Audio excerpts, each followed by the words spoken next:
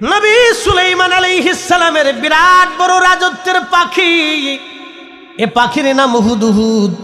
শুনে যাবেন হুদহুদ। এই হুদহুদের আল্লাহ একটা চোখ দিয়েছিল, সুন্দরের চোখ দিয়ে হুদহুদ জমিনের নিচে যখন তাকাইতো, জমিনের অতল গহ্বরে সোনা দানা মণি মুক্তা এবং খনিজ সম্পদ কোথায় আছে এই হুদহুদের চোখের রাডারে ধরা পড়ে যেত। নবী সুলাইমানকে হুদহুদ দেখে বলতো, ও আল্লাহর পয়গম্বর, এই মাটির নিচে সোনা দানা লুকানো আছে।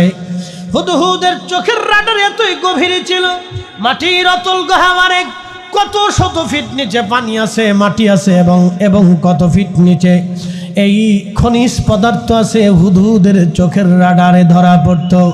আপনি একটু চিন্তা করেন, দুনিয়ার একজন নবীর খেদমত করার কারণে হুদহুদের চোখের রাডার যদি এত বড় হয়ে থাকতে পারে, তাহলে আপনি বলেন তো নবুয়তের চোখের পাওয়ার কত হতে পারে। এই জন্য রাহমাতুল লিল আলামিন নবীজি মদিনায় বসে বসে আরশে মুআল্লা, জান্নাত ও জাহান্নামের খবর বলে দিতে পারতেন, এবং আসমান ও জমিন জগতের খবর এবং কবরের খবর আমার রাসূল বলে দিত। একবার আওয়াজ তুলে বলা যাবে কে মারহাবা।